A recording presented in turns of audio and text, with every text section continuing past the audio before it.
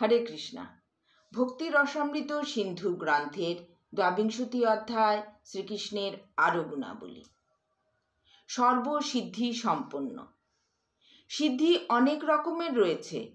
সিদ্ধ যোগীরা যে সর্বোচ্চ প্রাকৃত সিদ্ধি লাভ করেন তা ৮ রকমের: অনিমা, মহিমা ইত্যাদি। এই সমস্ত প্রাকৃত সিদ্ধি এবং সব রকম অপ্রাকৃত সিদ্ধি শ্রীকৃষ্ণের মধ্যে পূর্ণ রূপে রয়েছে। শ্রীকৃষ্ণের অচিন্ত শক্তি। শ্রীকৃষ্ণ সর্বব্যাপ্ত। তিনি কেবল এই ব্রহ্মাণ্ডের নয়, সমস্ত জীবের হৃদয়েই নয়, পরন্তু প্রতিটি পরমাণুতেও বিরাজ করছেন। মহারানী কুন্তী তার প্রার্থনায় শ্রীকৃষ্ণের এই অচিন্ত শক্তির কথা উল্লেখ করেছেন। কৃষ্ণ যখন কুন্তীর সঙ্গে কথা বলেছিলেন, সেই সময় তিনি অশ্বত্থামার ব্রহ্মাস্ত্র দ্বারা আক্রান্ত উত্তরার গর্ভে প্রবেশ করেছিলেন।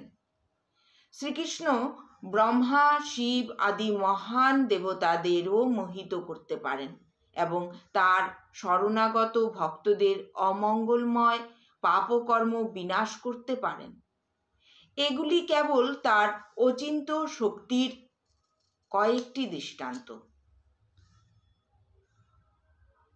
শ্রীল রূপ গোস্বামী তাই ভগবান শ্রীকৃষ্ণের বর্ণনা করে বলেছেন, সম্পূর্ণ অপরা প্রকৃতি নরাকৃতি শ্রীকৃষ্ণের ছায়া মাত্র।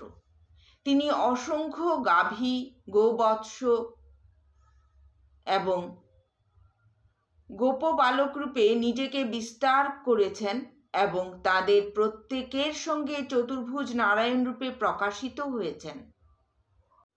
শ্রীকৃষ্ণ যখন ইন্দ্রকে পরাজিত করে স্বর্গ থেকে পারিজাত হরণ করেছিলেন, তখন নারদ ইন্দ্রকে তিরস্কার করে বলেন, হে দেবরাজ ইন্দ্র, শ্রীকৃষ্ণ ব্রহ্মা এবং শিবকে পরাজিত করেছেন, সুতরাং তোমার মতো একজন নগণ্য দেবতার কি কথা? দেবর্ষি নারদ পরিহাস ছলে ইন্দ্রকে তিরস্কার করেছিলেন এবং ইন্দ্র তাতে খুশি হয়েছিলেন। নারদের এই উক্তিতে প্রতিপন্ন হয় যে শ্রীকৃষ্ণ ব্রহ্মা, শিব এবং ইন্দ্রকেও মোহিত করতে পারেন। সুতরাং অন্য সমস্ত জীবকে যে তিনি মোহিত করতে পারেন সে সম্বন্ধে কোনো সন্দেহই নেই। তার ভক্তকে তার সমস্ত পাপ থেকে মুক্ত করা সম্বন্ধে শ্রীকৃষ্ণের সমস্ত শক্তির বিবরণ ব্রহ্মসংহিতায় আছে।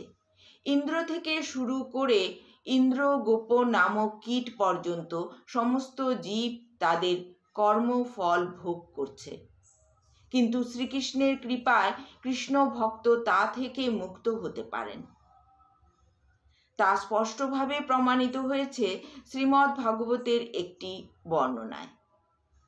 শ্রীকৃষ্ণ যখন তার গুরুদেবকে গুরুদক্ষিণা দিতে চান, তখন তার গুরুদেব শ্রীকৃষ্ণকে বলেন তার মৃত পুত্রকে ফিরিয়ে আনতে। শ্রীকৃষ্ণ তৎক্ষণাৎ যমালয়ে গিয়ে যমরাজকে আদেশ করেন যে, আমি তোমাকে আদেশ দিচ্ছি, এই আত্মাটিকে তুমি ফিরিয়ে দাও।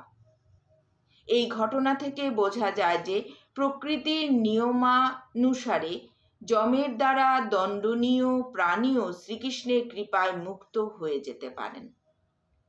শ্রীকৃষ্ণের অচিন্ত শক্তির বর্ণনা করে শ্রীল শুকদেব গোস্বামী শ্রীমদ্ ভাগবতে বলেছেন, যিনি অজ হওয়া সত্ত্বেও নন্দ মহারাজের পুত্র, সর্বব্যাপক হওয়া সত্ত্বেও যশোদার প্রেমরজ্জুর দ্বারা বদ্ধ হয়েছেন,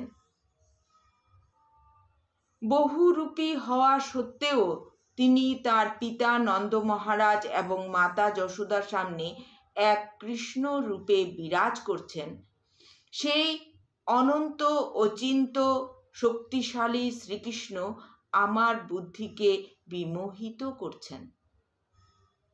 ব্রহ্মা সংহিতাতে উল্লেখ করা হয়েছে, যদিও শ্রীকৃষ্ণ তার নিত্য গোলক বৃন্দাবনে নিত্যকাল বিরাজ করেন, তবুও তিনি সর্বব্যাপক এমনকি পরমাণুর মধ্যেও তিনি বিরাজমান।